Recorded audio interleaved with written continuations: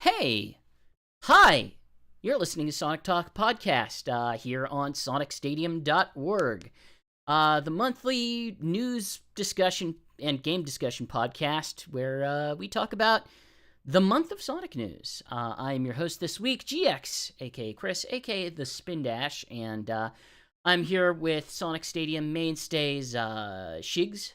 Hey, Shigs. Hey, how you doing? Doing okay. And Knuckles87. Hey, Knux, how you doing? Hello, I am tired. Aren't we all? I was up until 2:30 a.m. last night watching One Piece, which is Oh, sweet. I was not doing that. arguably too much One Piece, but arguably not enough One Piece. I'm still waiting for it to hit Funimation. It Or Crunchyroll. It kind of has. It has, but you know what? You got to check your app, because I have it on my Sony Bravia TV. It's a nice big, 75-inch TV. I thought, okay, great, I'll put Funimation on there, and then it does the new dubs do not show up on there, but they show up on the PlayStation 5 app for some reason. Also, they show up on the browser, 5. and the Funimation app is trash. It's a terrible app. It really is. It's terrible. You know what really bothers me is that I'll set it to dubbed and uncut and watch 1 or 2 episodes, leave, come back, continue through the next episode. It goes right to subtitled.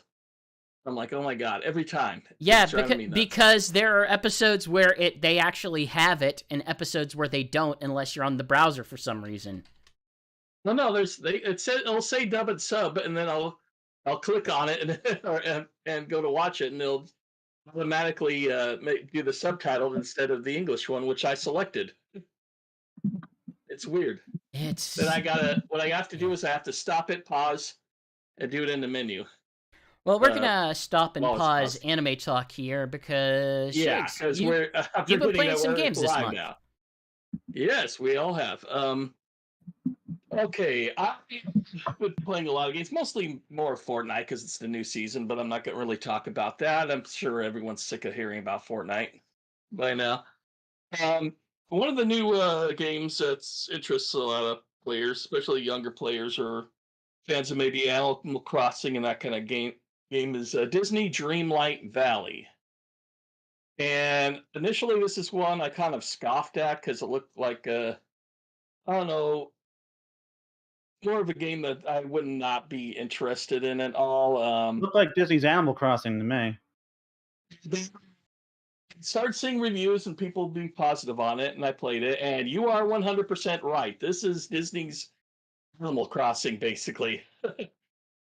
It's not as good as Animal Crossing, but it's not bad either. You're basically in this little dreamlike kingdom. You're a person who visited an old place he used to, as a child, of some like camping ground area.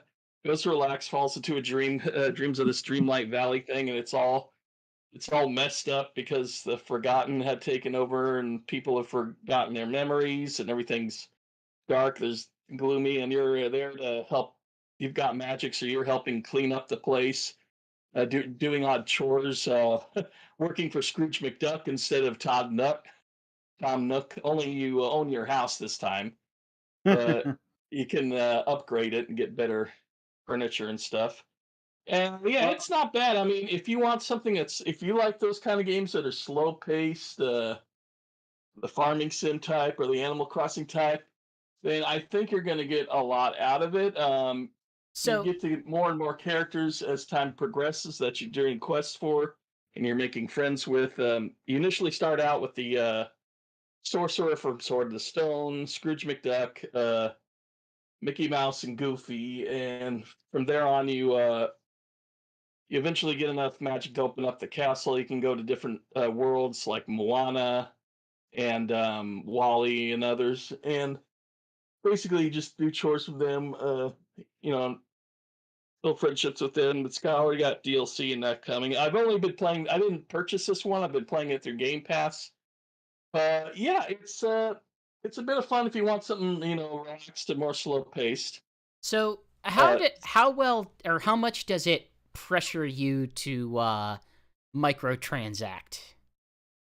So far, none. Not Okay. really at all. I It's know there's microtransactions on it. I mean, usually you're doing chores and quests to begin with, and that gets you enough money to not have to worry about microtransactions. But this is a Game Loft game. it It sure is is. That's why I from the asked. people who. It's from the world of Game Loft, so there is microtransactions in it, even though it's a $40 game, unless you're playing it on Game Pass. But as long as you're doing a lot of chores and that and everything, you won't have to worry about it for a while. There was a time where I needed like I think it was 1,000 coins for Scrooge McDuck for a quest, and I was doing other quests in the meantime while I was trying to earn enough money, and that took a while. And that where it started to feel like a grind, and that was a little on the early side. I'm still in the game, and it's fine so far. Thing I I wanted to Sorry, go ahead. I was gonna say a stirring uh support of this game. It's fine so far. Yeah, it's no 10 out of 10. I'll say that. It's about a 7 out of I, 10. I'm with Dolius. Like they want more Darkwing Duck, and that's about the only thing that get me interested in this game is more Darkwing Duck. But Disney does not do much with him outside of that one outside the DuckTales show, and that Seth Rogen thing that's coming. There's my issue is I don't have a lot I'll be talking about this week because I just finished up Xenoblade and I've kind of been taking time off of playing games, but I've been specifically trying to avoid Dreamlight Valley because I have a feeling like I will spend a lot of time with it, and I will not feel good about spending that amount of time with it. Yeah, it's definitely one of those games where if you feel like you need to go to the next chore, the next quest, and the next quest, and it's hard for you to stop, then yeah, it's not going to be the best game for you to play because it's kind of hard to get to a stopping point. But at least it's not like Animal Crossing where if you leave for a long time and you come back and the place is a mess. It doesn't go like by real time values or anything like that. Anyway, the other thing. I'm sorry. Go ahead. I just feel like I have an Animal Crossing, and it's Animal Crossing, and I kind of just want. And if it's I better, want to be honest. It's a little bit better, and I like Disney. I like Disney just fine. I guess I don't need branded Animal Crossing because at this point, Animal Crossing has become the brand in of itself. I don't need That's Animal true. Crossing. I just need Splatoon.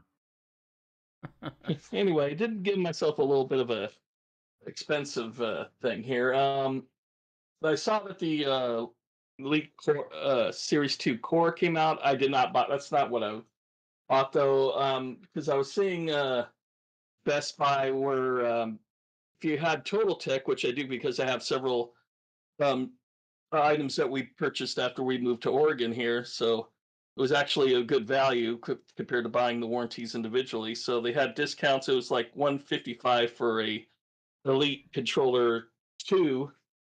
So as I was going to buy that, that a particular sale went off, and it went back up to 179. I was like, oh, okay, dang.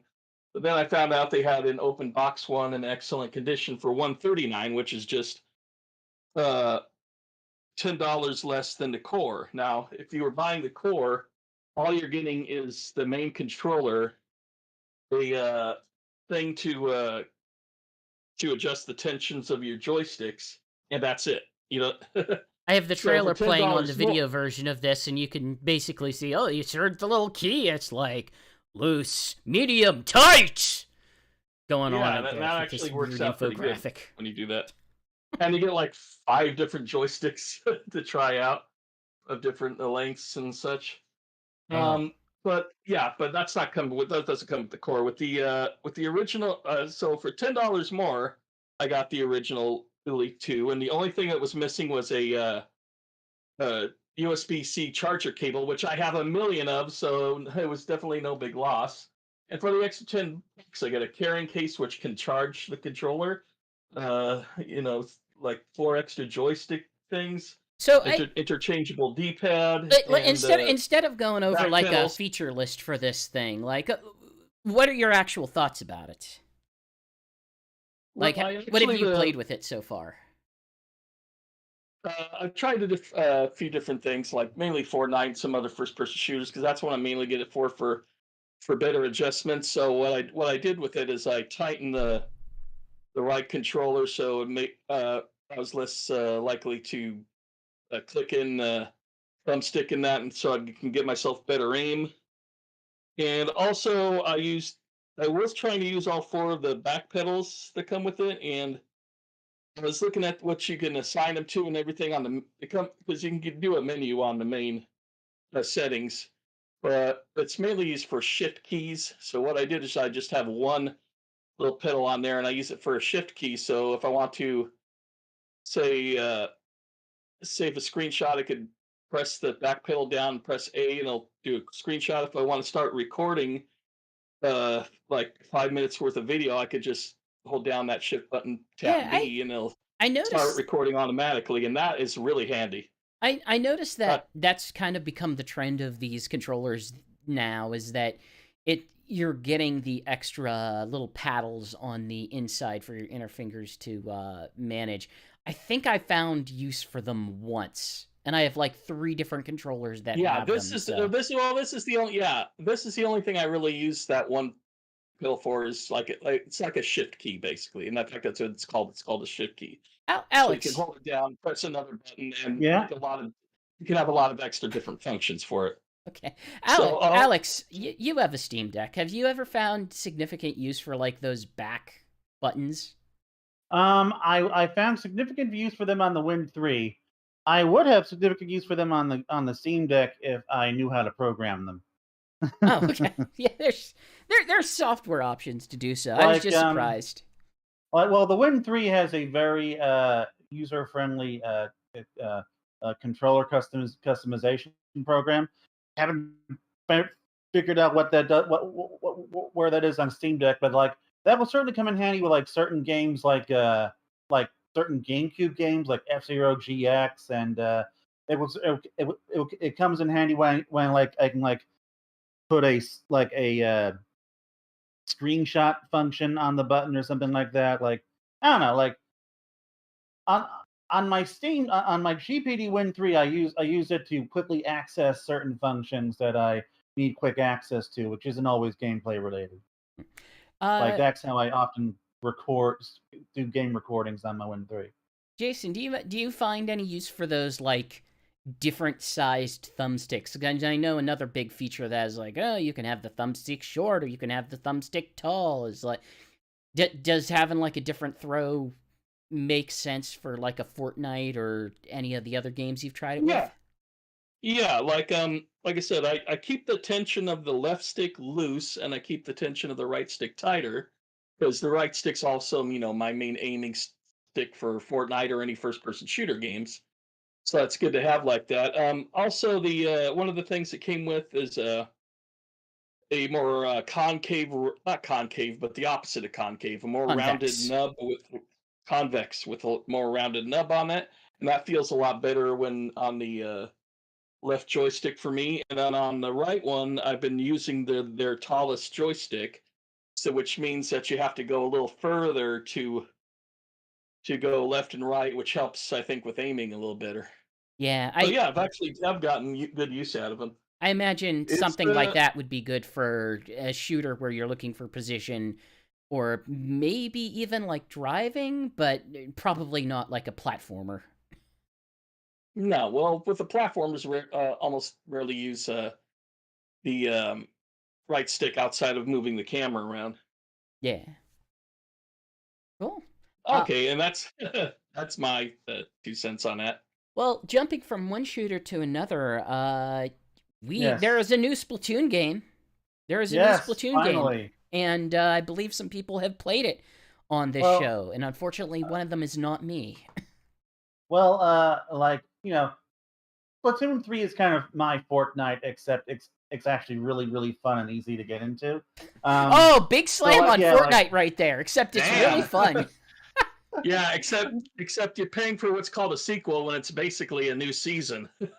I on, mean, like, on Splatoon. I Splatoon get 3 a feels exactly the same as Splatoon 2, I only get a brand new meaty single player mode, and I get a that bunch it of does. new maps, and they retool Splatfests and the actual and the multiplayer. Like, ultimately, I actually like Splatoon is one of the few games where I buy it at least 50% for the multiplayer. Like, Smash Brothers, I mostly do single player. Halo, I mostly do the campaign, but Splatoon 3, like, the Splatoon games, like, ever since the original one, like, I would like be fitting in these 3-minute matches before I need to go to class or go somewhere, or like, it's really addictive, really good pick up and play stuff. And Splatoon 3, ultimately is just more of that with some really good tweaks. Like, Now, I just got on the tail end of the last Splatfest, so I've only played a few maps that are the new 3-player or the 3-team maps, which are kind of interesting. And um, I'm not sure how that's working. It seems like one team is 4 and the other team is teams of 2 that are kind of combining. yeah. So like the biggest just regular Splatoon change is, of course, how you spawn in, where, like, you can, like, aim where you launch yourself to, and Yeah, I like that. that's a really fun way of just of changing up how you start a match. But, like, beyond that, and beyond the tricolor tricolor battles and Splatfest, it really I really did just buy this so that I could start playing Splatfest again. Because, like, I played every single Splatfest in the past 2 games, and I was not gonna miss any here, because those are always a lot of fun. But so, like, the tricolor stuff, I actually didn't get to try any of those in the in the latest, like, official Splatfest, because Splatoon 3's biggest flaw at the moment is that its connection quality is terrible.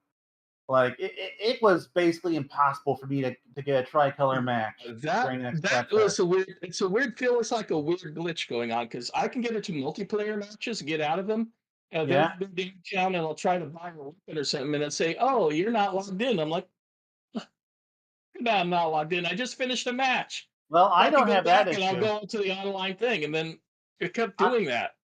like, And it so just the only thing I could do is like reset the game, and then it would show me as in. like But Splatoon 3, it just keeps, like, failing to connect or disconnecting me while I'm trying to find a match. But thankfully, I did get to experience plenty of tricolor battles during the special preview Splatfest back in August, and like, Mhm. those are a lot of fun. At least when you're on one of the teams of 2. Like, basically, like, you two people from your team, and then 2 people from one of the other losing teams goes up against a 4-man team that is, like, the current team in the lead.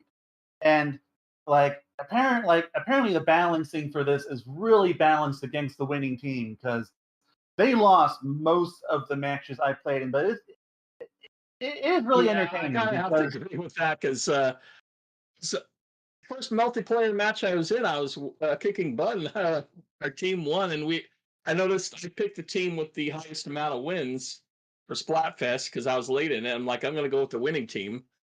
So I did that, and then suddenly that was like the bottom of this. Well, not the bottom, but uh, the second out of the 3 Splatfests teams to lose. That's the other but thing with Splatfest. This is no longer 2 choices; it's 3 choices. yeah.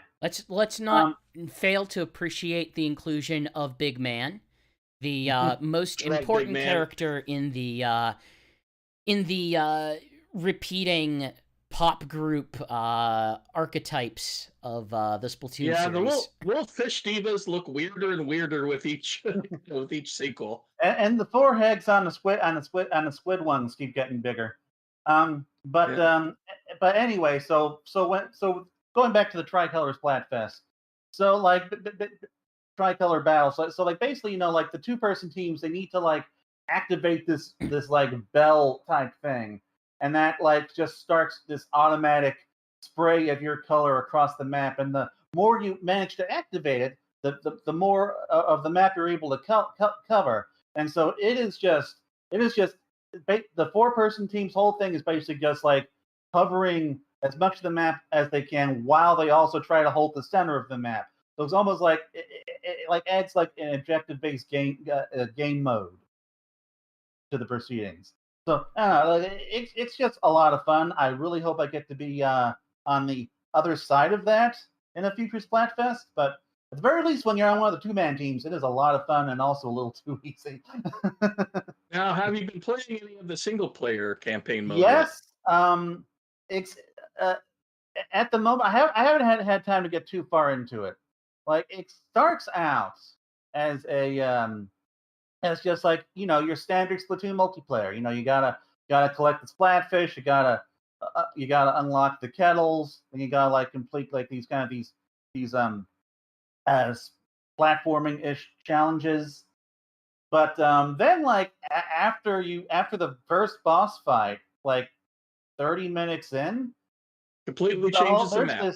there's this massive change, and I haven't gotten too far into it, but it seems to be like a semi-open world type thing because there's like a big area and there's a map and like there's stuff to explore, secrets to find. It looks way more in depth than previous Splatoon single player campaigns, and so Oh yeah, it's quite a large world with little different mini missions. I noticed that besides the main stages, you can go off to certain areas where you're just doing smaller missions, just for the heck of it, that aren't part of the main story. So it really adds a lot of single player value to it, which is nice. I'm really looking forward to really digging into it. And I'm probably going to be talking about it again on a future Sonic Talk, so long as I'm able to finally find the time to play the single player and also get away from the multiplayer, which which is what I've primarily been playing for Splatoon 3 so far.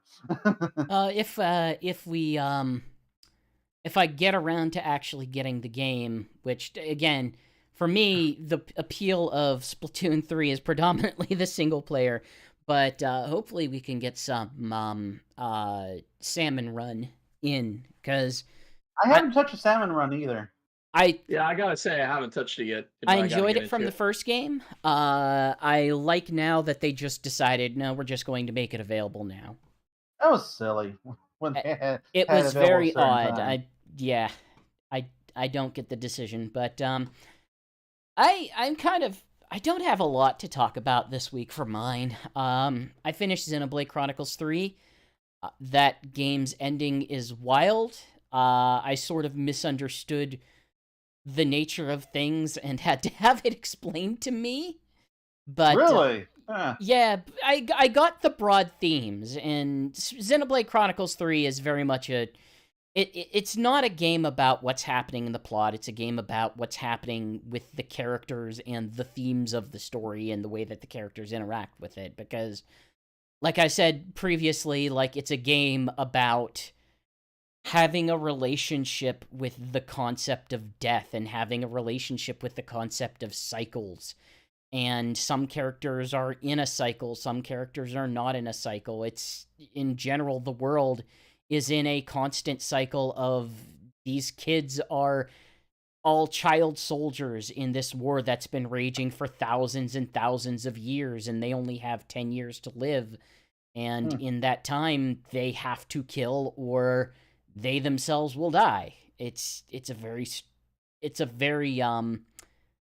strange premise, and they tackle it in very interesting ways, and you really get to know the characters in it. And the ending is nuts, but the ending of every Xenoblade game is nuts, so I would like to experience one day. 3 is not a bad starting point. Well, no, I've played all the Xenoblades. I just haven't beaten any. No, I will tell you, Xenoblade Chronicles 3 was the first Xenoblade game that I actually beat. I started 1, I started X, got not very far in 1, got fairly far in X, and just sort of petered out by the end. 3 kept me through to the end, and once it opens up, and it probably opens up about, I'm going to say maybe 10 hours in, which sounds like a lot, but I spent 120 hours with this game, so, you know. Quite honestly, it throws you in and lets you just sort of explore around, stumble across these other colonies of people, whether they be colonies on one side of the war or the other side of the war, and you have to sort of just they have their own stories, they have their own missions, they have very well developed characters, and a lot of them have these special missions dedicated to just evolving these characters in significant ways. Not literally like Pokemon, but like giving them more dimensions, giving them fleshing them out, basically. For the record, me not completing any Xenoblade games is largely down to me just being very bad at completing games in general, especially long ones. But yeah, I give Xenoblade 3 huge recommendations if you're looking for a long, involved story game, and it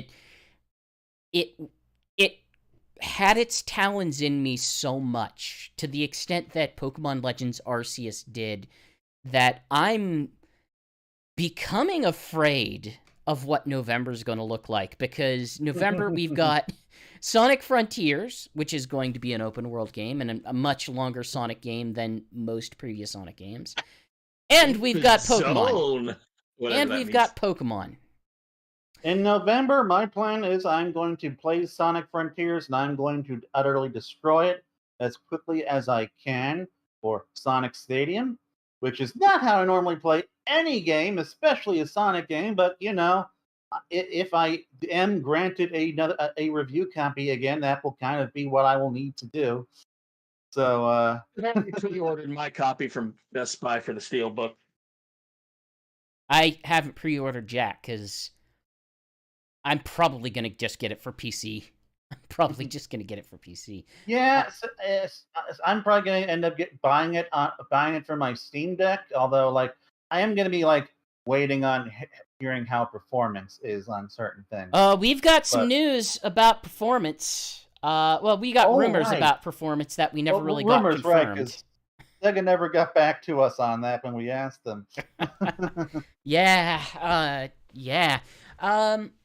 I've also, sort of in an effort to not play as many games, or to change the types of games that I've been playing after Xenoblade consuming an absolute week of my life, I picked up Euro Truck Simulator 2. You laugh.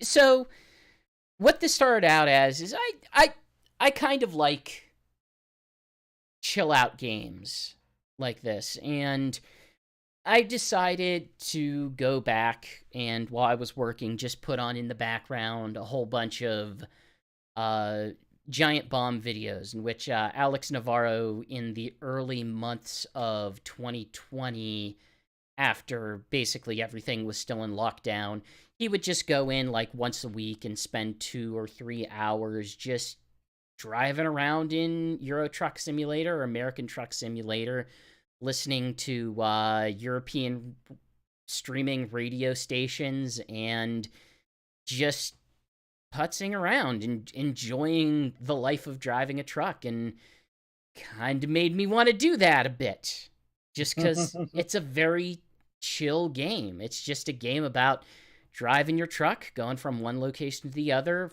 following the laws as they generally are. You do get fined for speeding or trying to get... Surprisingly, you are not fined or arrested at all for sort of going around a police blockade of a space on a highway.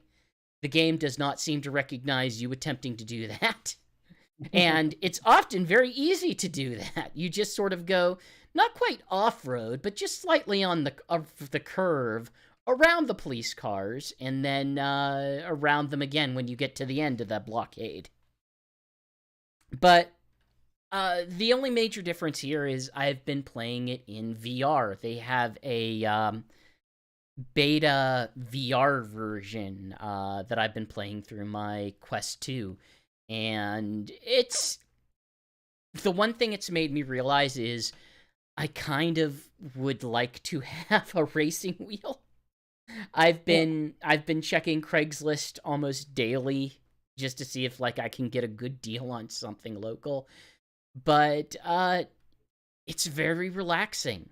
It's very relaxing. It's just me putting on the headset, putting on whatever streaming J-pop radio I've shoved in there, jamming on a bunch of mods. It's a game that's fairly easy to mod, and they sort of encourage it, and there's a lot of stuff in the workshop to just like up the graphics. And I just That sounds interesting. My dad's main occupation was a truck driver for his whole life. It's kind of neat to just drive by and look at environments and enjoy the simplicity of that. It's not a game that has a lot of stress to it. It's a game that's just go ahead, put on music, and chill out. And that's kind of what I'm using it for right now, and that's what I'm enjoying. But I think that's about as much as I can reasonably say about Euro Truck Simulator 2. I haven't made enough money within the game yet to actually buy my own truck, so I've been doing just basic driving jobs, but looking forward to owning that own truck. Looking forward to owning that own truck. What say we get into the news, gentlemen? No. Too bad. We're going into it anyway. Oh, thank you for listening to Sonic Talk. Now we're... No, just kidding. So, yeah. Hey, Sonic Frontiers. Important game coming up within the community. What's so important about Sonic Frontiers? Why do we care about Sonic Frontiers, Jason? Ian Flynn is writing it. Oh, right. And because it's gotten really good previews, and Sega seems extremely confident in it. They sure do. It's coming out November 8th, just a little over a month away from now. Yeah, we are... And November 7th, according to my Xbox pre-order. I might be able to pick it up a day early, but that's nice.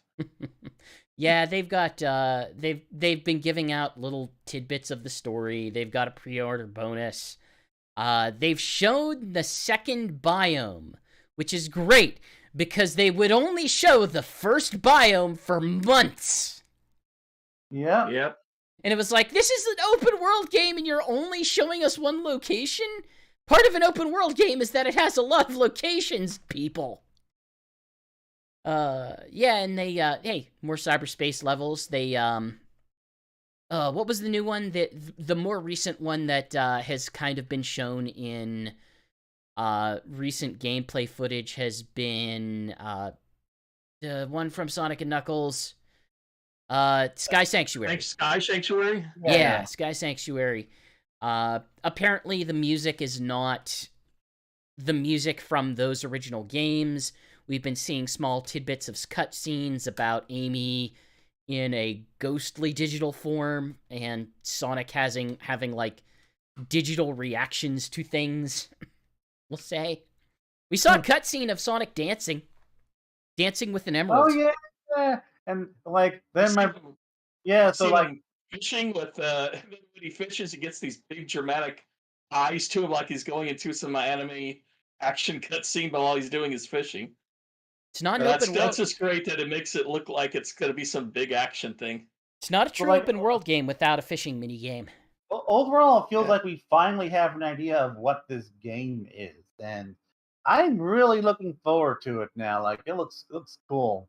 Yeah, I went from mildly optimistic to hype, to be honest. I mean, it's surprisingly looking good, and considering how much Sega is confident in it, and the previews from even some of the most critical of skeptics have been a real positive on it too. So yeah, I'm real excited about it. I mean, forget this thing. The worst of it seemed to be the cyberspace stages, which were the best. Which have the gameplay that was the best of Sonic Generations and other titles. Yeah, although these figures are a lot shorter Yeah, than the and Sonic it's Generation interesting stuff. how they're doing it because I guess it's going from Sonic's memories, and so they are, you know, the environments are from places you've done before, like Green Hill or Sky Sanctuary, but the level designs are stolen from other levels, which is Yeah, weird. like there's this one city level that like takes place on a highway, but has bits ripped out from like City Escape and stuff. And like there's the very first Green Hill stage is like basically references the opening tutorial stage from Sonic Unleashed. It's a weird and interesting mishmash, and really Yeah, at first it really like like it really annoyed a lot of people on social media. But now it seems like either people are liking what they're seeing from other parts of the game, or they think that the way the things are being mixed up is pretty cool. Or they well, moved also, on. it seems like the open zone gameplay of it is what's exciting people the most. That seems to be the best part. I I mean, mean, that is like gonna be most of the game, and it looks really yeah, cool. combat, it looks excellent. There's all this parrying and everything, and different ways to Uh, attack and counterattack. I'm Um, you're so I not think into that? combat looks cool. okay. My What do you think stance. about the fact that it looks like later bosses you're actually going to have to turn into Supersonic just to beat them instead of Supersonic being something you earn at the end of the game Yeah, that you can go back? it's an interesting concept. People have had weird reactions to that. I mean, it's the Sonic fan base. There are a lot of people with a lot of weird reactions to things. I think it's fine. I think it just means like, hey, there's been a deprioritization of Supersonic as, well, this is the thing you gotta have at the end of the game, and made it into more of a, this is a thing that Sonic can do. Often you would just unlock it, and that's something that I appreciate. That's something that I like. And in this case, it sounds like, yeah, they're using it for gameplay purposes. They're using it as a way to, I guess you would say, guide progression, because you would need to, because they show Sonic collecting an emerald, and as we know, you can't just have an emerald to become supersonic. Yeah, my guess is that you are working to get all of the emeralds so that you can actually take down these titans in the various It's regions. confirmed that you have to collect the Chaos Emeralds on each island. Then you go Supersonic, and you take down the Titan, and you take down a Titan, Gotcha, and that's gotcha. basically how you move on to the next location. Also, we got So Cocos. you collect, wait a minute, you collect those Chaos Emeralds on each individual island. So I every ass- time you do that, be Supersonic, beat the final boss, you lose the Chaos Emeralds, and they have to collect them on the next island. I Is would that what I'm assume. getting at? Huh. Yeah, I would assume that's the only way it could work, unless it's going to be like, I don't know, 35 Chaos Emeralds. We're all the way back in Sonic Spinball territory, where there are more Chaos Emeralds than 7. There's like 15 of them. Archie Comics territory. Oh yeah, or And they're all green. Cocos. I'm mad for Cocos. I love Cocos. You're cute. I'm cuckoo You're for no Cocos. Chow. They're freaking better than stole it Chow. from me. I was about to say I'm cuckoo for Cocos. They are That better just than sounds like you're Chow. going to eat them. They are more adorable than Chow. I will die on this hill. They are cuter They're than adorable Chow. little tombstones. Nah, shower cuter, shower better, shower superior. Although I do appreciate that apparently, like each of Sonic's friends, like gets their own Coco, like their own personalized Coco. We've seen them in some of the art, Yeah, and so that was cute. it's So I am that's curious how they actually. To me, I'm looking. I'm reading through what they've sort of described it as. It sounds. I don't want to say Korok seeds, because that invokes a feeling that is going to make some people very upset.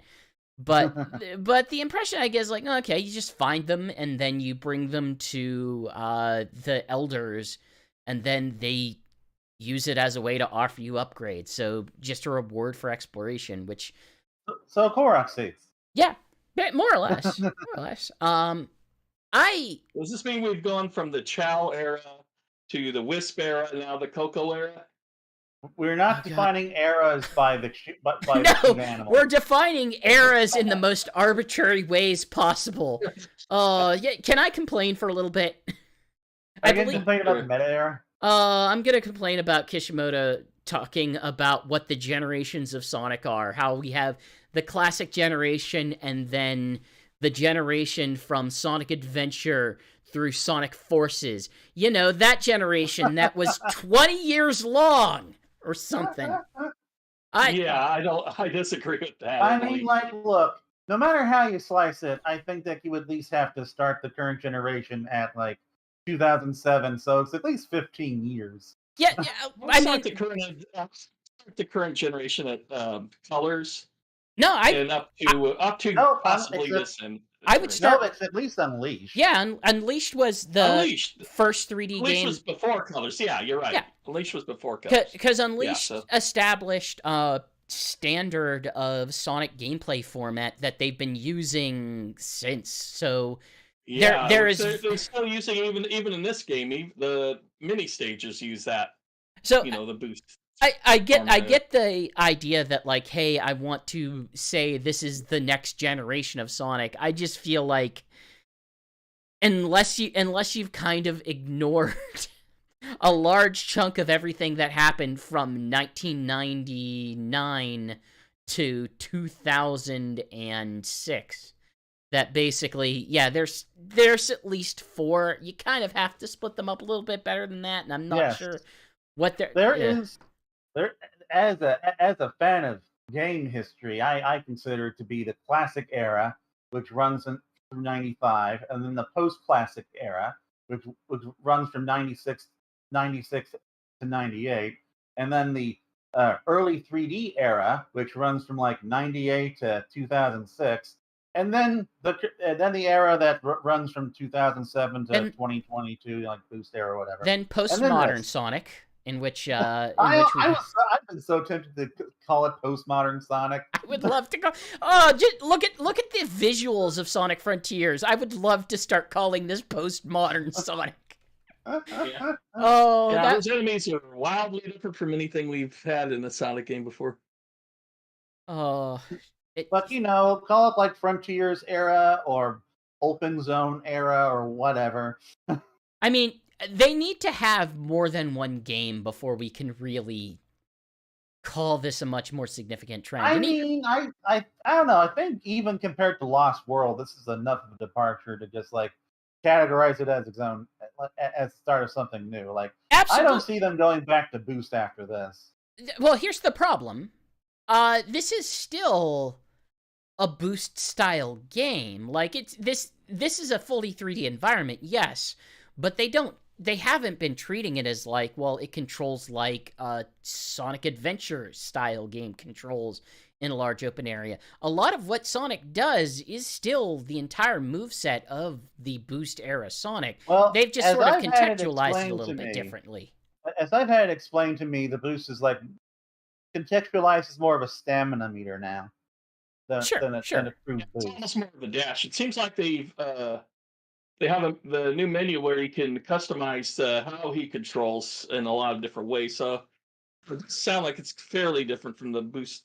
But outside of cyber stages, it seems like he controls very differently than the other Boosts. But to make the comparison, you wouldn't necessarily divvy up Mario in terms of different eras, because generally speaking, Mario has broadly controlled very similar from game to game. Sonic has not. Sonic has drastically changed in the way he's controlled from game to game. Mario has two different era styles, because there's also New Super Mario Brothers, and then there's the 3D Mario. But I would say New Super Mario Brothers, the way Mario controls in that is actually pretty in line with how we would even control in like an Odyssey. There's a through line there.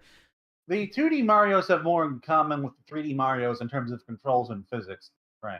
But in terms of Sonic, but you get what I'm saying. Like, Yeah. They took the boost controls and the things Sonic does in Boost, from his stomp to his grinding to his like to the literal boost to drifting and everything like that, and they just put it in a much more open environment. It's very similar type of Sonic. I just know that Sonic has a drop dash in 3D now, and it like has physics to it, and it looks exactly how I'd want it to look. Like, you know, Oh, uh, does this mean we can finally get people to stop complaining about put the spin dash in 3D? hopefully, because frankly, drop dash is better. Drop dash is kind of better. Yeah. Apparently, there is that could stop complaining about momentum, because apparently that's in there too. When you I mean, do a of drop course dash it and was roll in down a hill, there. it goes faster. There has never been a Sonic game without some form of momentum or I know physics. they complain about it That's so just much, how but that's games not the. work. Well, It's also not the exact formula. It's more controlling him when he's going top speed and such. okay, well, look.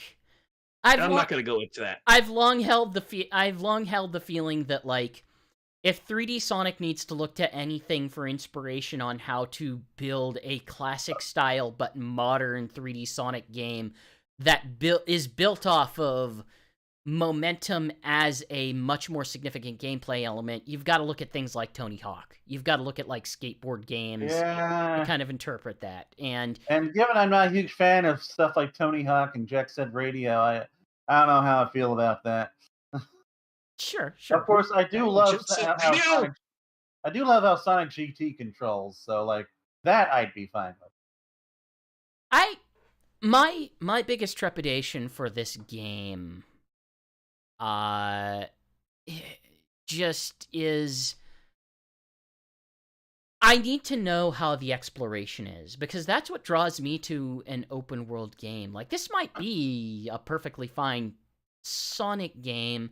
I'm still yet to be convinced that it's going to be on par with the high-grade open world games that I've played this year, last year, across the last 5 years. Even further, like, I love Spider-Man. I love Breath of the Wild. I love Xenoblade. I loved Pokemon Legends Arceus. I'm looking at this, and a lot of what comes with those is the stuff that you discover plays into a story or pokes at threads of a story, whereas you can sometimes ignore that and just sort of continue with a main story. I'm not sure. Yeah. That's not really a structure that the Sonic franchise has played around with. Like, if they just want to tie exploration to character advancement, I can see that. That's fine. It's just not. It would disappoint me a bit, because I'm looking for exploration to be tied to story and be rewarded that way, rather than just like the very methodical collect these things so that Sonic can go faster in a very I haven't played enough Ubisoft, but I get the feeling like that would be an Ubisoft comparison. No, Well, that's I what the can't way say to say I, about it is that I was going to say the best way to judge it is if it's the kind of open world game where you have the option for a shortcut, but instead you want to traversal through the game. Like you're saying, Spider-Man. I see those options to take the bus. I never take the bus in Spider-Man because it's just so much more fun as a web swing. It happens sometimes in Breath of the Wild too. We have the options for shortcuts, but I'd rather just go through it and discover things along the way. If it's like that, then that's gonna be a big plus in my book. for me, like traversal just needs to be fun. If traversal is fun, everything else will just take care of itself. Like, you know, that is why Breath of the Wild and Spider-Man grabbed me, and Assassin's Creed did not, and Grand Theft Auto did not. Like, and I feel like, given what I'm seeing of this game, the traversal does look pretty fun now. Now that we're like, you know, seeing what the game looks like when someone is really playing it and not just plodding along on the ground. Yeah, when I'm playing Assassin's Creed Valhalla, I'm either running on foot or just riding on a horse, and there's nothing really that much interesting in the way when I'm going from point A to point B. Whereas some like Spider-Man and like what you're saying, Zelda, there's a lot more to do. So if it's more like that, that'd be awesome. Yeah, I'm hoping. I'm hoping. I want to have an impact on the world. I want to feel like there's stuff to discover in the world, and it has to feel meaningful. It can't just be, I found another power up, because Well, that's just we not going to be already know satisfying. that solving puzzles unlocks like new traversal options and stuff, and like opens causes grind rails and platforms to appear that you can use to get around. Yeah. I So would one need to thing that see in the long term how they really manifest that. Like I can listen to that in the abstract, and they haven't really given a lot of details about it, but it's kind of what it just comes down to. Like, an open world game like this lives and dies not by what you do in the first area. It lives and dies by what is the arc of I think progression. it actually lives and dies by whether or not there's fishing, and this No, has no, fishing it's to it. defined by whether or not it's fishing, but games can have fishing and still be bad. No, they can't. Sonic so Adventure is amazing, and that has fishing in it. Sure it I'll say Especially is. our the own Sven Sure. has played the game, and he's cautiously optimistic on it. He seemed to like a lot of parts of it, but the one thing he was kind of souring on is the environments and the kind of enemies on it, that because they're just so radically different from anything seen in a Sonic game before. So I was wondering what your guys' opinions are on the enemies and the environment here. I mean, I don't know. Like we've had some really weird enemies in Sonic games before. We've had ghosts, we've had demons, we've had aliens. In that context, having like these weird cyber machines that are like ninjas and stuff, like I think they look cool. I think that they work fine. I don't have any issue with them. And plus, we do have classic badniks in the cyberspace stages in addition to them. So, I think they're fine. my my idealized aesthetics of a Sonic game are just going to be the broad aesthetics of Lost World. They just are. It just that's what I am. It's what I am inclined to say. This is what I like from a Sonic I do game. think I do Big, think Lost World is like the quintessential Sonic look. Like yeah. that's the closest Sonic's visuals have ever really hewed to their own identity. Like that, and like also Heroes. By the way, Heroes. Like I would not say it is superior to Lost World. Like Heroes is a little too garish and candy coated at times, I think. But Lost World is fun. It's the perfect combination of It's classic and modern. yes, and with that in mind, like the aesthetics of this game don't do a lot for me. They just don't. I not. It's not really They something. put Sonic in a different games. Like they replaced the hero of whatever game they were working on and slapped Sonic in it in kind of a way. But I at the same time, this is a cyber world. It is a completely different foreign world. So I guess that's what they're going so for it. okay. I will. I'll sort of clarify a little bit. Number one, I don't care what they call it. They can call it cyber world. They can call it like this is a real world. This is. If we could go back to frickin' Yuji Naka's statements, like, what if Sonic was in the real world back when Sonic 06 was coming out? At the end of the day, this is not the aesthetic that I generally associate with Sonic or want to associate with Sonic. I'm ready to be convinced that this was the right choice for the type of game that they are trying to make, but I'm not convinced yet. I need to see something in what they're doing with the story or with the world to really get a sense of like, okay, do they have a vision for this? Is this a world? Have they established this as a world? Or is it just, well, this aesthetic is what these other games games that look like this. This is like a Breath of the Wild-like aesthetic. This is like a big, giant, empty, open world type aesthetic, so this is the aesthetic we'll use. If it's just that cynical, then I'm gonna be real bummed, because Sonic has a really defined and unique look in other games, whereas in this one... Sega has been guilty. Sorry, go ahead. No, go ahead, finish your thought. I was gonna say, Sega has been guilty of that in the past. I mean, Lost World is basically, kind of a copy of what you would call it, like Mario Galaxy. It is, but it does have... It was inspired. I'm not gonna say copy, but inspired. Thanks, better at least. The Werehog parts were inspired a little bit by God of War. They wanted action stuff. But not aesthetic. Was also inspired by that era as well a bit. But not aesthetically entirely. Like, I would say Sonic Lost World, yes, it has Mario Galaxy elements, but visually speaking, it's very different than Mario Galaxy.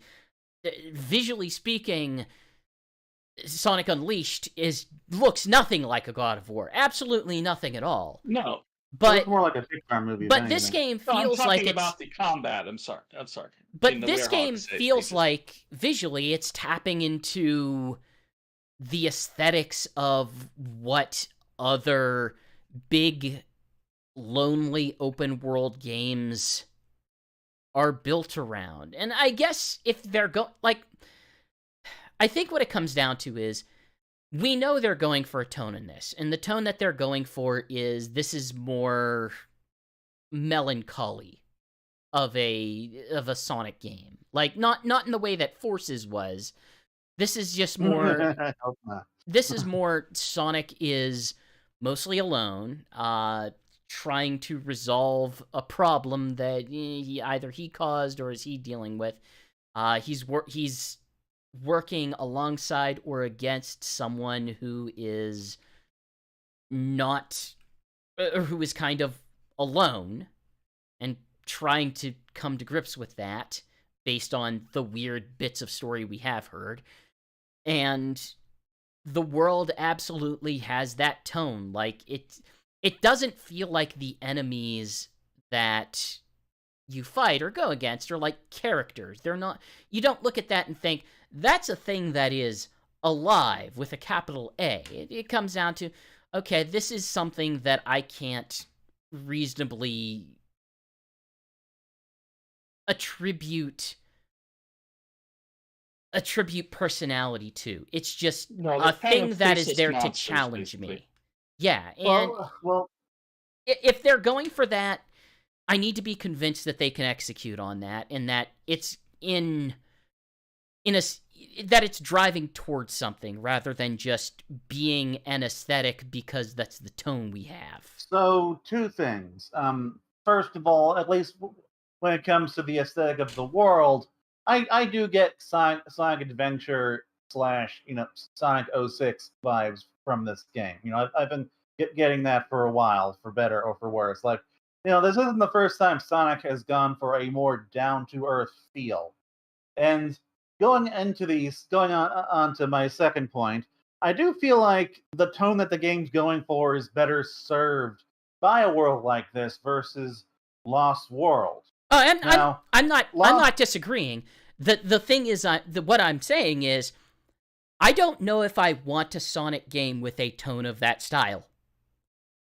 That's where I'm coming from with this. I agree.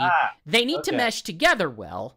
I am saying that I have played Sonic 06. I have watched Sonic 06's story separate from the game. I don't think that it's a good story. I don't think it's a good world. I have famously said many times, I don't think Sonic Adventure 1 holds up very well. I have famously disagreed with you. Yes, this will be a sticking point for all of time.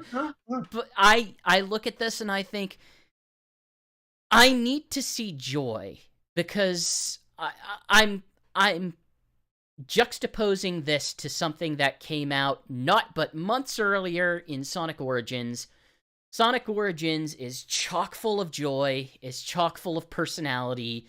It has new cutscenes that are fully animated, that are poppy, that have recognizable characters, that have enemies that are big and bombastic and cartoony. And then we jump over to this, which just looks like... This looks like Sonic sitting in the... I don't want this to be Sonic sitting in the corner saying, I'm sad, and having it be Sonic sitting in the corner, I'm sad sort of game. Well, anyway, like, so again, going back to world aesthetic, like, I don't think this game would look all that out of place in IDW either. Oh, I think it does. Absolutely it does. Like, IDW also has its share of fairly down-to-earth, realistic-looking locations. It isn't all colorful. Yeah, but checkerboard they tend to have stuff. talking animals in it.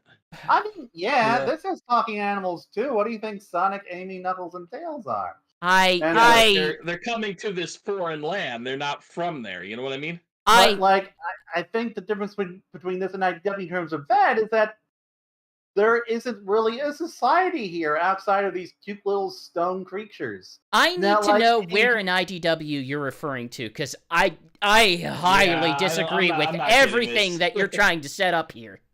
I mean, I don't know, like issue 6 just kind of takes place in a forest, you know? But it doesn't take place in a forest that attempts to look mildly photorealistic. It still looks like a comic book, damn it. No, I mean, yeah, it looks like a comic book. It takes place in a comic book. This doesn't look like Sonic. This doesn't look like a world where Sonic lives.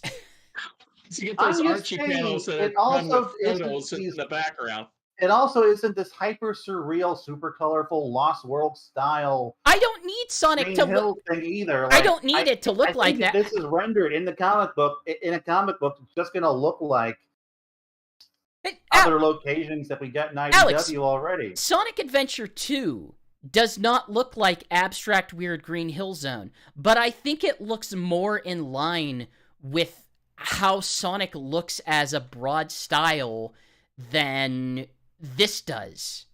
I think the way that things are colored, the way that things pop, the way that things are just a little bit over the top in that world, I think still fit with a Sonic. I think this just... I have yet to be convinced that this style does. That there's something inherently Sonic about this style beyond there are a billion rails. But this kind of looks like Sonic in Death Stranding. But yes, okay. Thank you, Jason. That is probably a very good way to put it. In any case, moving on to tone, this is written by Ian Flynn. It's not going to be this super dour, dark, serious story. Like, it's going to have comedy, humor, and character. Like, we are going to get stuff like that, depending on how much creative control he has. Yeah. I mean, there would be no point in hiring Ian Flynn to do this if you're not going to let him. The point to hiring Ian Flynn would be to say, hey, we hired Ian Flynn, make it a news story. Because that's what they did. They made... That was one of the first things that they announced whenever they announced this game, is very quickly it came out that Ian Flynn... Before we knew anything about the game, we had those weird teaser trailers, and they said, hey, we got Ian Flynn. And we've already heard Sonic doing his trademark Ian Flynn quips in the bits of dialogue we've gotten. Like, this isn't going to be sad Sonic. He's already cracking jokes. So, like, I don't think that's something you're going to have to worry about.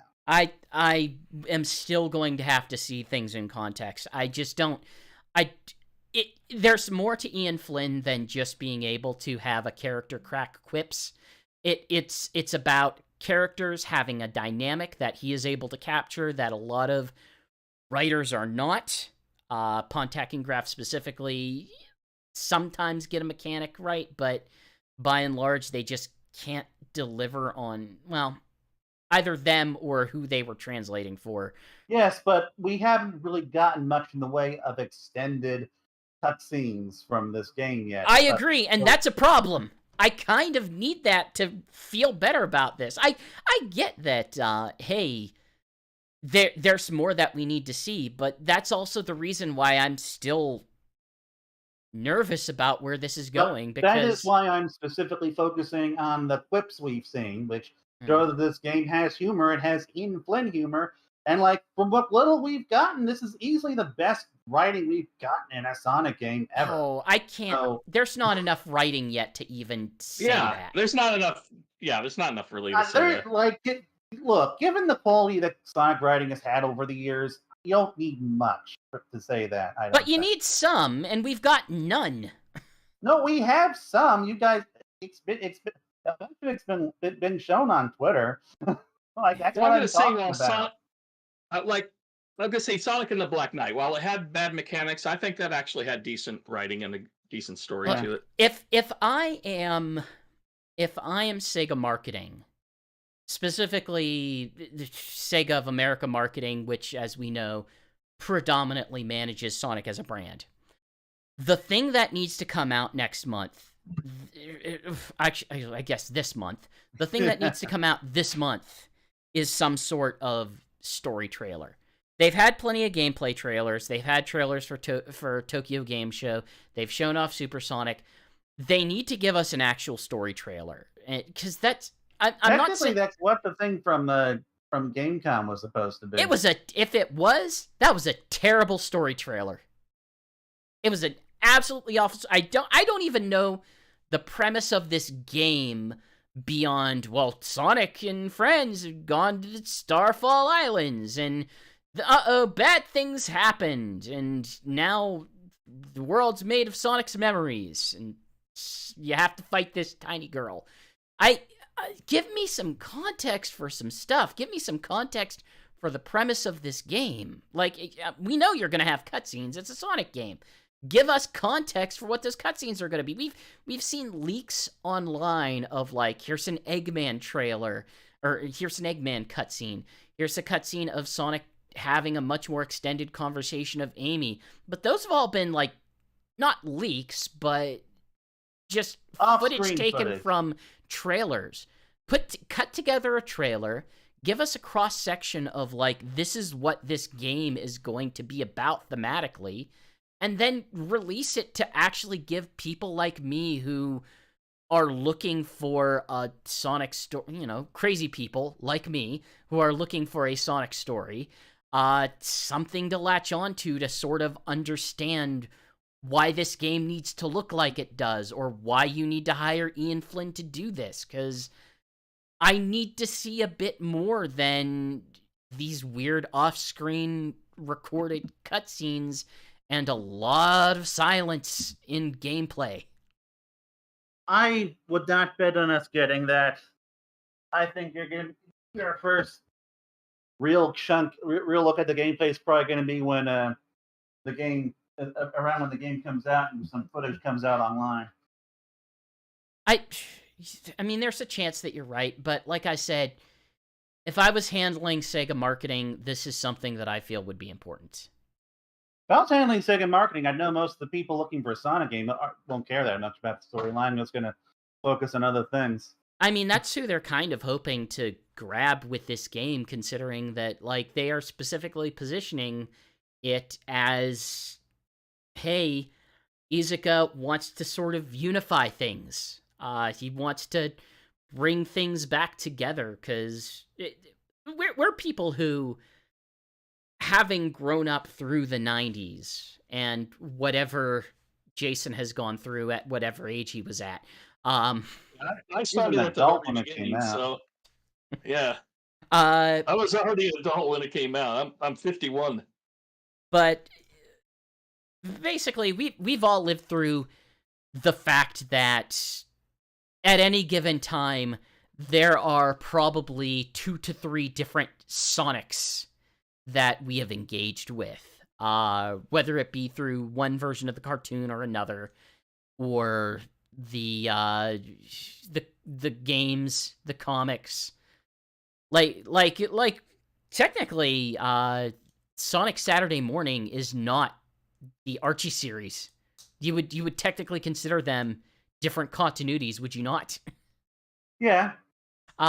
But Iizuka is trying to actually reduce that a bit. and I we got think that. Sorry, go ahead. and it's something that like we've got hints of in the past, especially from Ian Flynn's podcast, where he kind of gives the sense of like, no, there's not the two worlds. There's the one version of the world, and that was sort of confirmed in the Tails tube thing.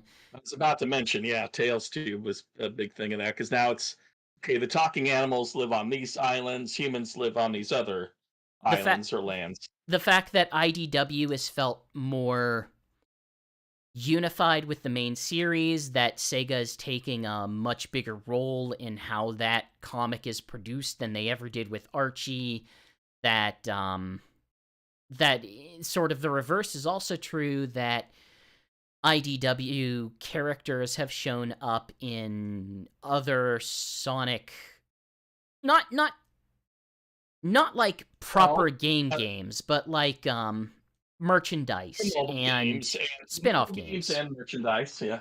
Yeah, mobile games. We've got Tangle and Whisper both getting their own merchandise and plush from various outlets, and also Yeah. getting to be included in the mobile games. It I really does. Sorry, go on. No, go ahead. Go ahead. It really does feel like they are starting to like kind of do a soft reboot of Sonic as a whole, because like it does seem like that they're just kind of quietly like retiring some old things and and like trying to do stuff like this, integrate the various bits of media together. Like it recently came out today that, hey, Sonic Channel has removed character ages, and Ian Flynn responds to it with a knowing smile, and so Sonic will conceivably not be canonically 15 anymore, which I know you don't care about that, but like, it's just they're just making all these like small changes and edits to things to kind of like try to, I don't know, I guess make the brand more consistent, more timeless, I suppose. I mean, there's weird elements of that. Like, there's weird elements of the ages where like Sonic Generations was about his birthday, and didn't the span of Sonic Forces take place over a year? Wasn't that the whole thing? 6 months. So it'd be like, well, what are you going to do with Sonic's age? Like, it doesn't make sense to prescribe him an age to begin with, because he's always going to be whatever age they need him to be at whatever time. Here's a little trick to everyone. The Sonic canon doesn't actually matter, because they'll change whatever they need to whenever they need to and just hand wave it away, because it's not for you. It's Like, for the next generation of children coming back. Classic Sonic went from Sorry, go ahead. Sonic has gone from being past Sonic to being Sonic from another dimension, and now it sounds like he's like past Sonic again. Yeah, it's weird. Yeah.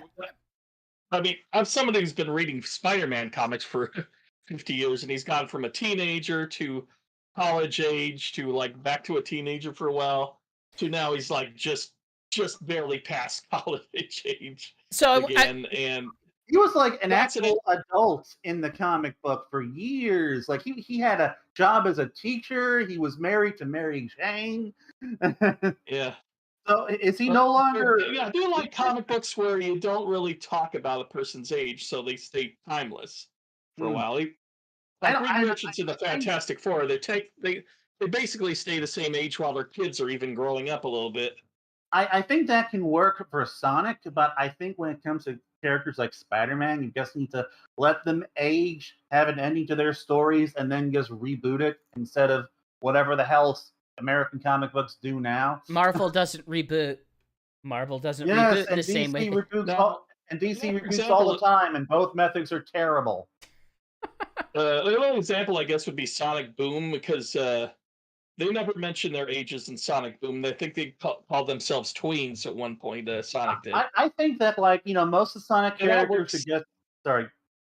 I was gonna say that works out well because like Amy acts more mature than most of the rest of the cast, so you can think of her probably as older than a good chunk of them outside of maybe Knuckles, because Knuckles is just this big muscle brain guy. I think what you need to do is you need to have the the characters who are like the younger adults, like Sonic and Amy and Knuckles. Then you need to have characters that are that are like the older children, like Tails. Then you have the little kids like Cream, and then just okay, these are their general age ranges, and then leave it at that. No, I think that is how they should do it. I disagree. What we need to have is like a younger character like Cream, and she needs to make a wish on a magical ring that increases her age. I will take any opportunity I can to slag off Archie's. And then she starts getting romantically involved with other characters, despite the fact that she's like 6. Hey, if you want to know why there's constant tension between Sonic, who is supposed to be 15, and Amy, who I think is supposed to be 12. She is supposed to be 12. I wish that wasn't the case. If you're a 15-year-old, would you ever want to hang out with someone who is 12? Like, what? I mean, what in God's name would you have in common with a 12-year-old? I mean, like as friends, like it's something I actually did to a degree, although they were mostly like relatives, and I don't know, I got along with them pretty good. But but given like the whole Son Amy romance shipping thing, like yeah, I don't like the fact that she's 12 in that context. Yeah, I mean, it makes a lot of sense when you think about it, why he would absolutely never want to be romantically involved if he is basically at the beginning of puberty and she is literally 12.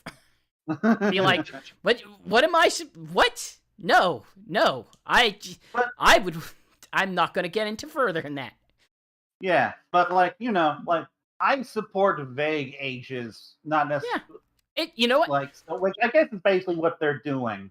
It's being a cartoon is what it's doing. It's being a cartoon where cartoons can't really exist in in sort of a real place and time if the franchise is going to exist for 30 years. It kind of has to be fluid in that way. It like I said, the Sonic canon doesn't actually matter because the Sonic canon has to adapt to the reality of the franchise, which is to say, how dare you? Oh, I dare. You know I dare all the time. Next thing you know, would be deleting their blood type. Which is Sonic more of an anime trope. No, they are Japanese characters. You will always know their blood type and what type of person it makes them. That is important. Yeah, I never understood that. It's a Japanese it's a Japanese horoscope. If you have a certain blood type, then that dictates like, oh, you're of this type of person, much in the same way that people would think about like a Sagittarius or a Leo. Is that why every Japanese character has? That's dumb.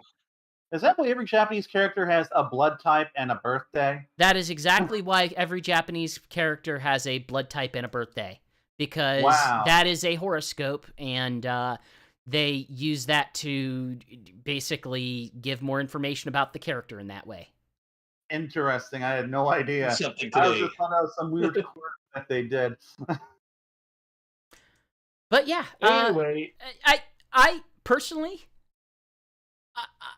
I am always of the mindset that like, hey, I had my weird Sonic reality of 50 different Sonics for 20 years growing up. I don't think the kids today necessarily need to go through the same thing that I did. I think it's probably better that they do have a more unified Sonic. I think it's good to have a more unified brand, but I think that should not preclude them from diving into sub-brands, at least in like the lesser media like comic books. Well, okay, not lesser media, but like less core media is what I mean. Because Sonic is primarily a video game. So we have the movie, and I think that's what that is right now. I don't think that means that we get like 20 different things. Like the only two that are drastically different enough to be considered a separate canon for me is the Sonic Boom and the movie, and that's about it. And Sonic Boom is effectively dead. Yeah, it is dead. Sadly enough. But to Yep, Walmart and they have I still another want to DVD see. selection of that, the packaging. I'm like, oh, how many times can they repackage that I still want to series? see the other continuities referenced at least in like the comic books one day.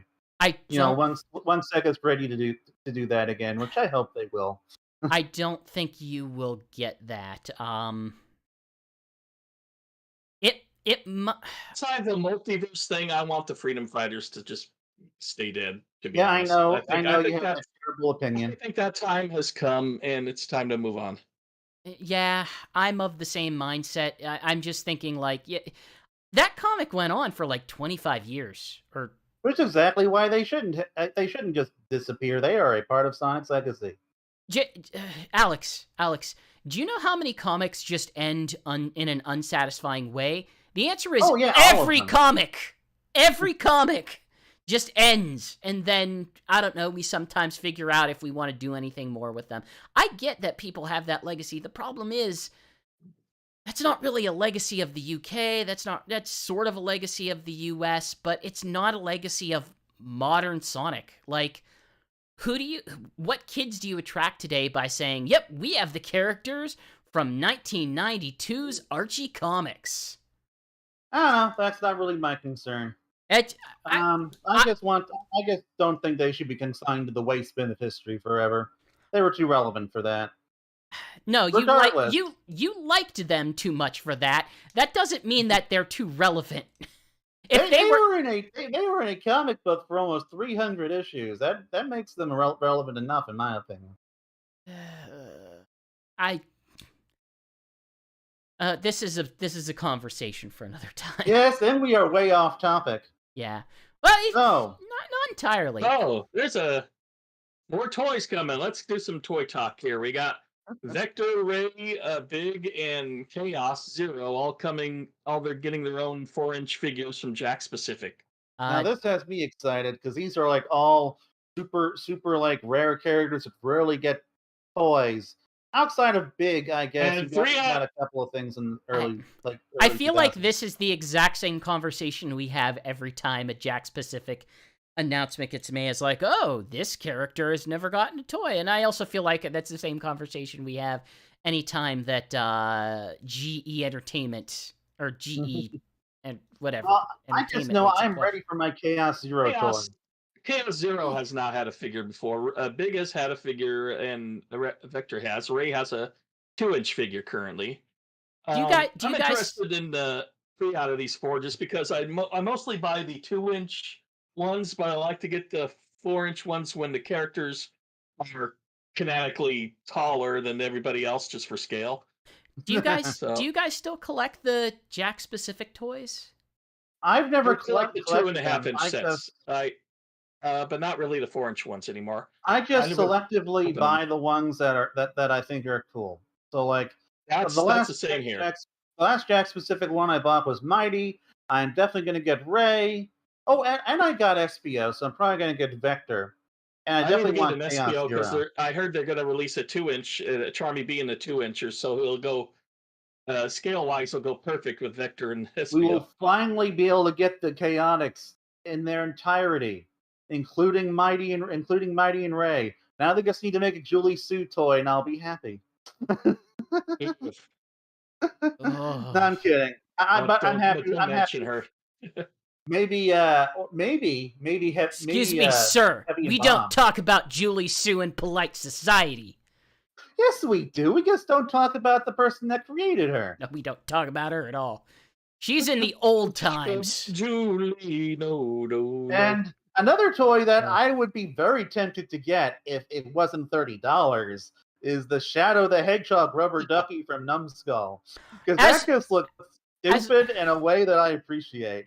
Look, I was willing to spend $15 on the dumb Sonic the Hedgehog foam dart gun pre-order. $30 for this Shadow the Hedgehog duck seems like too far to actually invest in. This is a dumb goof. It isn't. Like, this is something that I would be totally interested in, just to toss in my parents' pool or something for funsies. but like I'm like I'm for one I don't even have I only have access to the pool I'm visiting, but regardless, like I'm not spending $30 for that novelty. Like I just don't need that, And so it's I am a little sad that they have that it's that expensive. But apparently, it's like a limited edition or something. Like there's only a limited number being produced, and Which that's why it's $30. And they're doing the same thing with the Amy Rose duck, which they also announced alongside this thing. would you have spent $30 on the Ryo Hazuki duck whenever that came out? Probably not. I have a Ryo Hazuki statue from First Four Figures. I'm good. What if the Ryo Hazuki duck came with a forklift? Okay, maybe. And was I'll have to look at it. $50. Oh no, I'm not. No, Okay. no. Forklift, duck forklift, not worth $20 is our math that we've determined here. Well, you said $50, right? Well, it'd be $30 for the duck. $20 for the forklift. Yeah. No. How much if I want to get a specialized VMU, a third-party developed VMU released in the 2020s? Because the euro has crashed, I can say $120 without doing any conversion in my head, which frankly is kind of cheaper than I was expecting for this. So, like, yeah, they're like making a new and improved now, VMU. Specify they, because that's important. Let's see. Actually, don't. Sega remember. is not making the next. Sega is. It's being made by a Dreamcast fan, because Dreamcast fans are the best. The VM2 is being made by Chris Diaglu of Dream Mods fame. Ooh. Right. And he's crowdfunding it. Basically, you're going to put in for the crowdfunding of this Dreamcast unit. And like what sets this apart from the standard Dreamcast memory unit beyond it probably won't fail as quickly as the other ones? Hey, now my VMUs still work fine unless you're talking about when you say fail, you mean battery drainage. Oh, I mean battery drainage. Those things die immediately. So, like, this thing has a rechargeable USB-C battery, so no more fumbling around for more 2032s. And it has its screen lights up now. It has micro SD storage, which is honestly probably the most attractive element of this. That is the primary reason why I want this thing, because I was gonna say, can you play ROMs off of it or something? Like, managing VMUs has been like one of my biggest bugaboos when it comes to modern Dreamcast gaming, because they can hold so little memory, and so like at one point I wrote up like a list of all of my VMUs. I numbered them and then I listed all their contents, and I went through every single one to figure out which ones had redundant files to delete them. But even after all of that, it's still difficult, especially when the stickers fall off. But so this thing, you'll be able to switch through loads of different VMU files in this thing. Imagine if you loaded in a terabyte micro SD, and you can just fit 40 billion chow. Yeah, probably. Although those would be divided between 40 billion VMUs.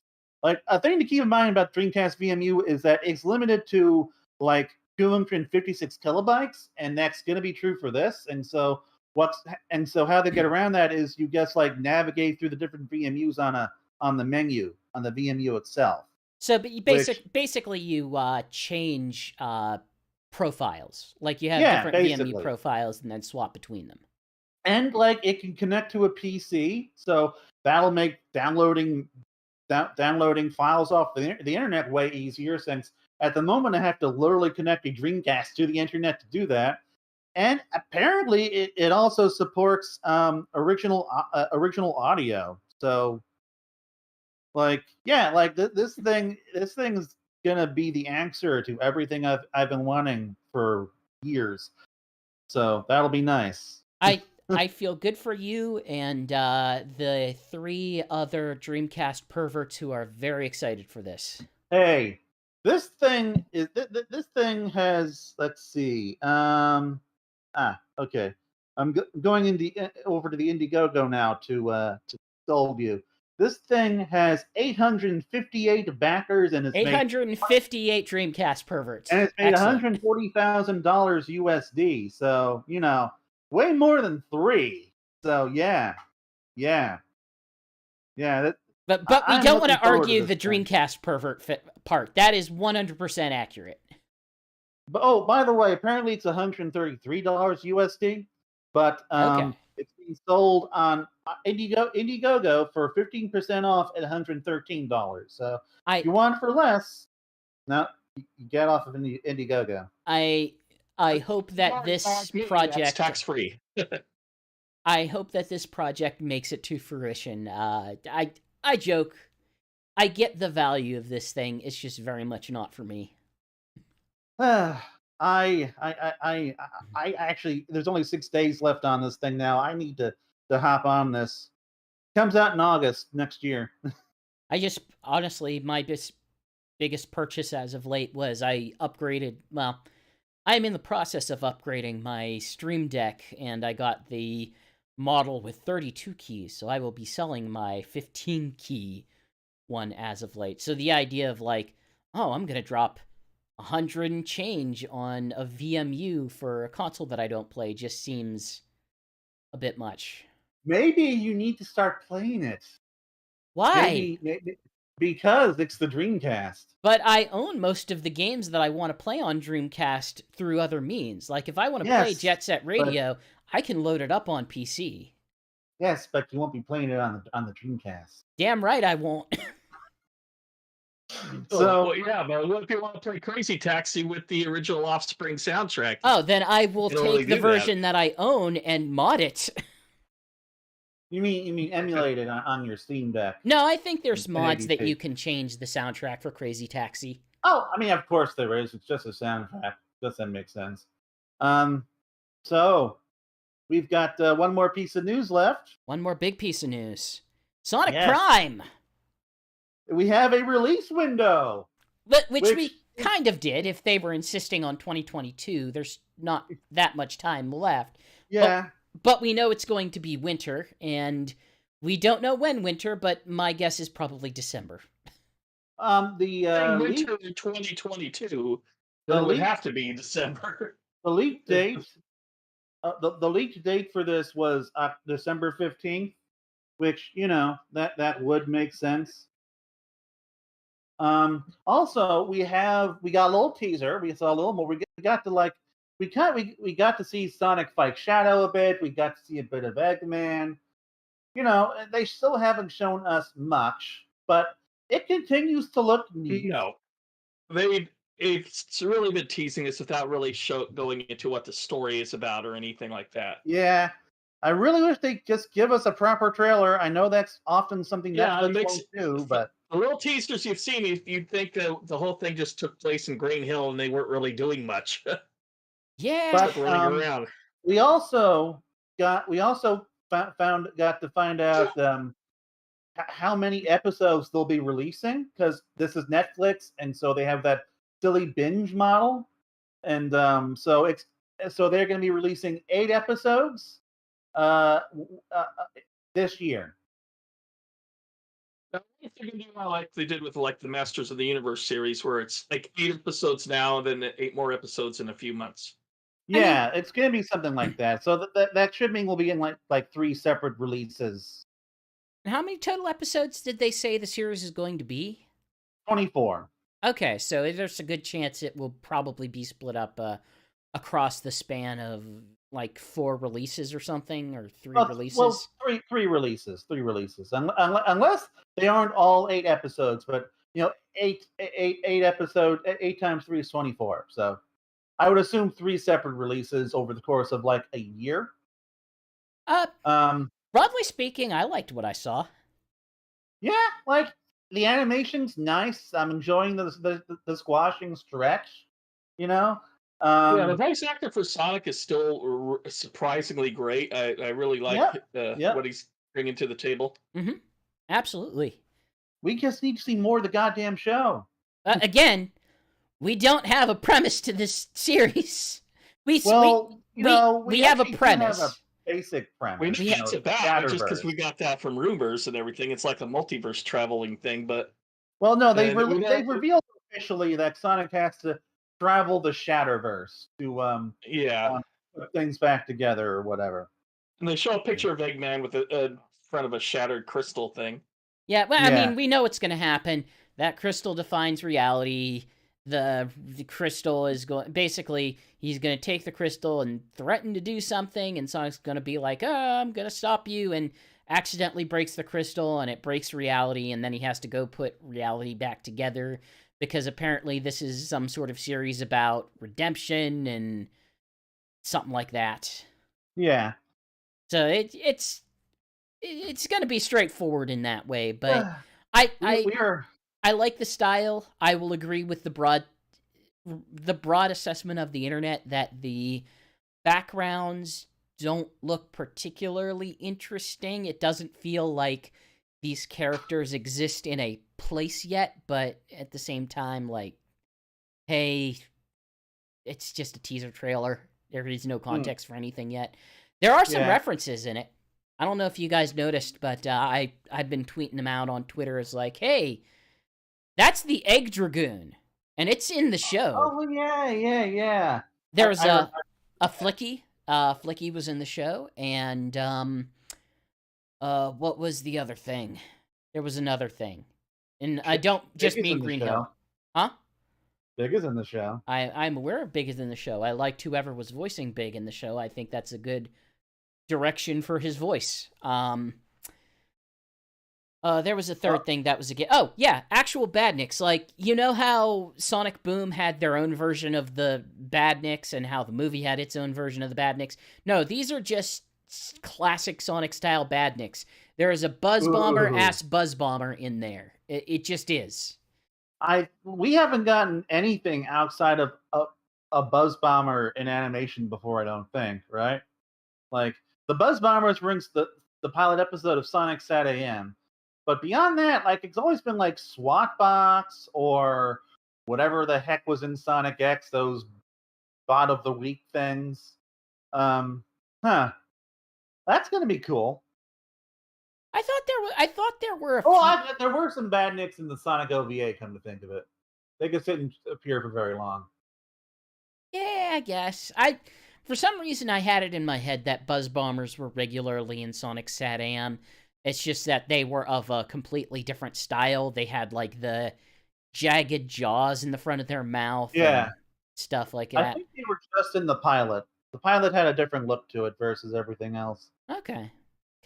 But yeah, actual Badniks, that makes me slightly interested, but at the same time, like, my trepidation about that series is what it has been since the beginning, and it's that I don't think the animation studio and I don't think the writing studio have consistent good track records, and that makes me nervous. Yeah, they're inconsistent. Yeah. But, you know, I'm hoping I'll enjoy it. Like, if it's not amazing, I'm hoping it's like at least a baseline quality of decent. Yeah. I am more confident than I was before, which is to say, I had no idea what it was before. Academy and be happy. Huh? So I would take slightly better than Skylanders Academy and be happy. Actually, Skylanders Academy was what I was thinking of. I was all like, you know what? Like, I was able to sit through Skylanders, and like, you know, it was fine. You know, I didn't have to like, you know, treat it with any kind that was all that good, but like, I could just sit down and be entertained for 20 minutes. It was decent. It wasn't great, but it was decent. It had Richard Horvitz. It had Bobcat Goldthwait. Those are always Crash fun. Bandicoot. I don't think I saw the Crash Bandicoot episode. He talked. It was weird. I don't like the idea of Crash Bandicoot talking. That makes me upset. Accent. Oh, that makes me very upset. I might have to watch this. This sounds terrible. And then soon after, Activision will cancel Sonic. It was so weird that the Skylanders cartoon outlived the games. That was odd. Sure was. It sure was, wasn't it? Uh, I think we're about wrapped up though. I think we've Yep. newsed all of the news that there is to news. Yeah. Alex, do you have anything to plug? Well, if y'all haven't seen already, I have a Sonic Triple Trouble review up on Sonic Stadium. Went up during my failed attempt to single-handedly cover Sage a couple weeks ago. Unfortunately, I just could not do it. Don't So don't worry, you will not have too to. busy too. You will not have to single-handedly cover Sonic Hacking Contest. thank God. I am back in the seat to help you with that. Good. Jason, you had a review fairly recently. Yeah, I did a review of Spark the Electric Jester 3, which you can also read on Sonic Stadium. And the reason it's on Sonic Stadium, it is a game that's very much in the Sonic, style to it. It definitely has Sonic inspirations to it, and it's actually, if you like Sonic games, if you like especially those Sonic Adventure Boost style games, you're gonna really enjoy that. I'd really recommend it. I got the impression from your review that it's a game that very, very much wants to be Sonic Adventure 2. Actually, I haven't played what is it, Spark the Electric Jester 2, but I have watched videos of it, and that copies a lot of Sonic Adventure 2 compared to this one. This one feels more original for the Well, most part. I would prefer. I think So that that inspired is, by would be a better word. yeah. Well, that's how I said inspired, right? You said copied. I don't mean copied. Sorry, inspired. There is one. There is one level that's a little too close to a level in Sonic Heroes for my taste. But outside of that, it's a great game, and it has its own original story and stuff to it. Yeah, I unfortunately, there was one game that I wish I could have caught over in Sage, and it's now called Mechanico, and used to be called Sonic and the Mayhem Master. I actually had the author of that contact me directly on Twitter. Is like, hey, you want to check this out? Because I would have been very excited to check it out over Sage, but I just didn't get the chance because of a lot of personal things going on. But I'm very excited to see that game as it continues to progress. Beyond that, hey, I'm still doing streams. I'm back to streaming. We're doing streams all the darn time. On Fridays, we've got Sega Sonic Radio. On Sundays, where we don't have Sonic Talk, we have Almost Every Sonic. We're in the middle of a Sonic Boom Rise of Lyric playthrough, and that game is about as good as I remember, which is to say it's not absolutely awful, but it's very unpolished. I don't think so either. Yeah, it's very unpolished. I did not finish it for Sonic Talk back in 2014, and I still have not finished it. The parts of that game that are a 2D platformer are perfectly serviceable. The parts of it that are a 3D platformer are a little less than perfectly serviceable. Otherwise, it's... I think the sentiment that someone said in chat was like, this would have been this would have been a solid PlayStation 2 game. Yeah, I remember seeing that part. Yeah, I mean, there's some stuff where you could tell they were trying hard. I was watching one where you're constantly almost falling off, and I think you're playing Amy, and Amy would constantly grab the ledge and pull herself back up, and it's a nice touch that you're not constantly falling off the ledge. So it's not to work hard on it. It's just that it went out way too soon and kind of to the wrong system. Yes. Hey, I've been having some periodically run ad hoc streams of I'm recording some B-roll for other projects, and it involves me playing Sonic games without any of the HUD. So if you don't follow us on Twitch, hey, give us a follow on Twitch so that, I don't know, you can see me go live and just play Sonic Adventure 2 for a little bit without any of the HUD elements. We've got Sonic hacking contest coming up later this month. We have several streams that will be going on for that. A couple streams throughout the week and one stream on Sunday, as well as regular coverage of the show. So be prepared for that. I forget the website, but we will retweet the trailer that I believe will be coming out tomorrow, which is Monday. Sonic hacking contest. Right. Okay. Because they had to change some stuff that they did last year because they had the word hacking in their name, and I think either YouTube or Twitter did not like that. So it tends to go by SHC. Yeah. Let's have a hacking contest in the one room in our house that has carpeting. I am now looking it up just so I can give you actual information. SHC.zone. That's the one. That's the one. So be prepared for that. There's going to be some fun stuff coming up. Looking forward to it, getting my games together. I actually got on the topic of hacks. Look forward to this coming to a radio show near you. I purchased Project Diva Megamix for PC and have some mods dropped into that, which I am going to record for, certain radio shows. So with that, hey, thanks everyone, and we are out. Peace. See ya. We are